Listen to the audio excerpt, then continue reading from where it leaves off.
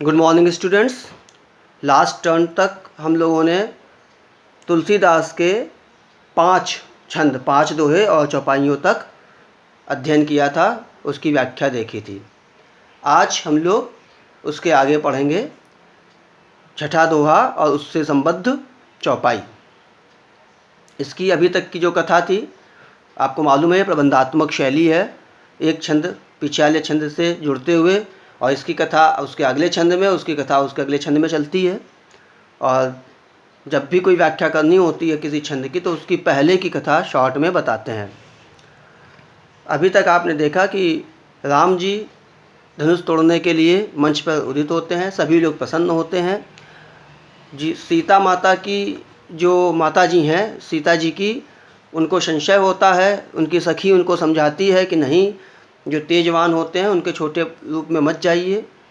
फिर सीता जी को भी जो है संशय होता है, प्रेम होता है, और वे प्रार्थना करती हैं शंकर जी से, गणेश जी से और खुद धनुष से कि उसकी जो गुरुता है वो कम हो जाए। और उसके आगे हम लोग अब देखेंगे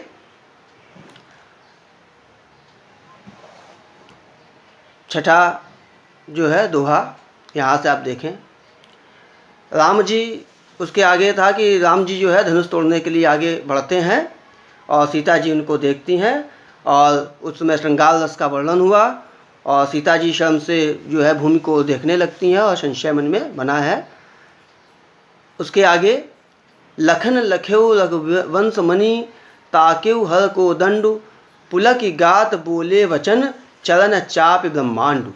इसमें थोड़ा आपको कुछ कथाओं का, पिछली कथाओं का भी ध्यान देना होगा, पौराणिक कथाओं का, उसको मैं बताऊंगा। देखें पहले दोहे का अर्थ, लखन लखेउ, लखन ने यानी लक्ष्मण जी ने, लखा माने देखा, किसको? रघुवंश मणि, रघुवंश मणि, रघुवंश भगवान राम का वंश था, और मणि यानी कि वंश की मणि यानी राम जी, तो रघुवंश मणि यहाँ पे राम जी के लिए है। लखन ने देखा कि राम जी जो हैं ताकेउ हर को दंडु, ताक लाए हैं, देख लाए हैं, किसको? हर को दंडु, हर माने शंकर जी, कोदंडु माने धनुष, यानी अब धनुष तोड़ने के लिए उसको देखे थे। पिछले दोहे तक आपने देखा कि उन्होंने ऐसे देखा जैसे कोई गरुड़ जो है एक छोटे से सांप को देखता है।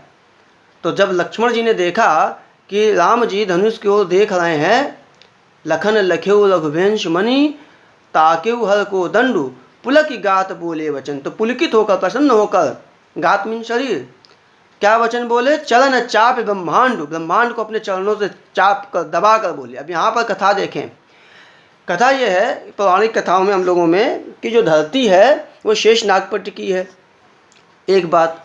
दूसरी 10 दिशाएं हैं, उनकी रक्षा 10 हाथी करते हैं। 3-4 कथाएं शॉर्ट में, ऐसे एक लाइन में मैं बता रहा हूँ, उसे ध्यान दें। और एक कथा है, आपने देखा होगा कि जब धरती डूब रही थी तो बरहा अवतार में, सुअर अवतार में, सुअर को बरहा कहते, जंगली सुअर जो होता है, भगवान विष्णु जी हैं इसको ऊपर उठा के लाए थे धरती को। तो अच्छा, और एक है कछुआ अवतार, कच्छप अवतार। इसमें आपको मालूम होगा कि जब समुद्र मंथन हुआ था तो उसमें भी कछुए की पीठ पर जो है पर्वत रखकर मंदराचल, और उसके बाद मथा गया था समुद्र को।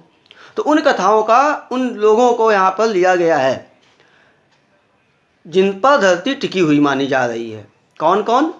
अब लक्ष्मण जी ने क्या कहा? चरण चाप ब्रह्मांड, ब्रह्मांड को चरण से दाब कर, दिस कुंजर हूँ कमठ अहि कोला, हे दिस कुंजर, कुंजर माने हाथी, हे दिशा, 10 दिशाओं के हाथियों, कमठ यानी कछुआ, कछुए जी, और अहि शेषनाग, सांप, अहि माने सांप, शेषनाग जी, और कोला बरहा, जो सभी अभी हमने सबके जो कथाएं हैं मैंने बताई।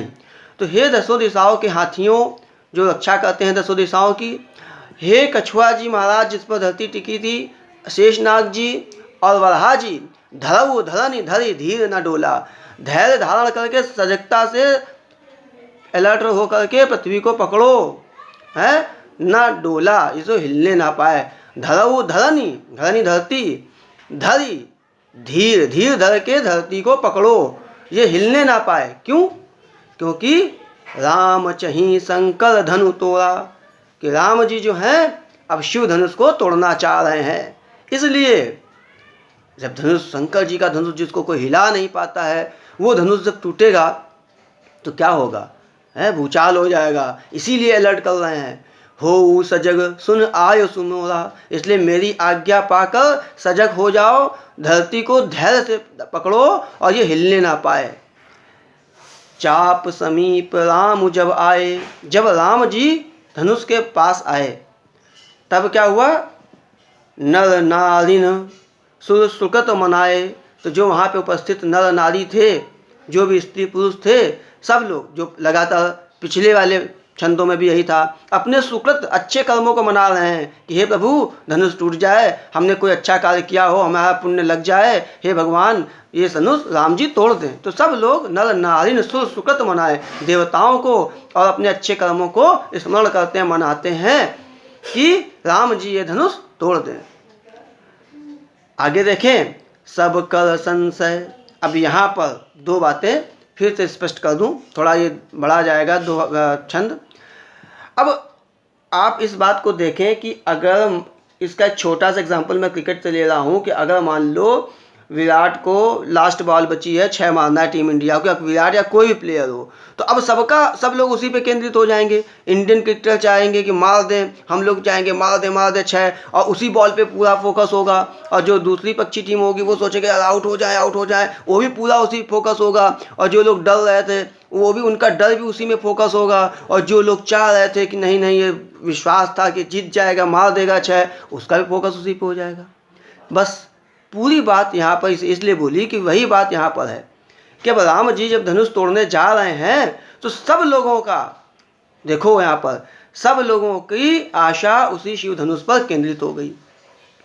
क्या क्या केंद्रित हो गई, देखें, सब कर संशय और अज्ञानु, सब लोगों का जो संशय था कि धनुष टूटेगा कि नहीं, और जो अज्ञान था, मंद महीपन कर अभिमानु, और जो मंद बुद्धि वाले घमंडी राजा थे उनका घमंड, और भृगुपति केरी गलब गरुआई, और भृगुपति परशुराम बड़े क्रोधित हुए थे। लक्ष्मण परशुराम संवाद विवाद में हुआ था, तो परशुराम का जो गर्व था कि धनुष बड़ा गरु है, कोई टूट नहीं पाएगा, हिला नहीं पाएगा, वो सब असुर मुन वरन केर कदराई, और देवताओं और मुनियों का जो डर था, भय था, वो सब सिय कर सोच, सीता जी का सोच कि धनुष टूट जाए, और जनक पछतावा कि हमने कहाँ से इतनी कठिन प्रतिज्ञा ले दी, इतना कठिन प्रतियोगिता रख दी कि ये धनुष कोई टूट नहीं पाएगा और सीता जी का ब्याह नहीं हो पाएगा, पुत्री का हमारे ब्याह नहीं हो पाएगा, तो उनका पछतावा। और रानी ने कर दारुण दुख दावा, और रानियों का जो दुख था वो सब का सब जो है उसी पर केंद्रित हो गया। जैसे कि एक बड़े से जहाज पे आरोपित होकर सब जो है पार उतरना चाहते हैं। यही यहाँ पर कहा है, शंभु चाप बड़ बहोति पाई, चढ़े जाई सब संग बनाई, सब के सब एक साथ समूह बना करके, संग बना करके उसी पर चढ़ गए जहाज पे, शंभु चाप रूपी जहाज पे। आशा ये है कि अब सब लोगों का पूरा फोकस उसी पर हो गया, जिनका डर था, जिनका आशा थी, अभिलाषा थी, और जिनका घमंड था, सब लोग उसी। अच्छा घमंड वाले सोचते देखे अब ये तोड़ पाएंगे, अब हम देखते हैं, सीता जी तो टूट जाए, भगवान जल्दी से ही उठा ले धनुष।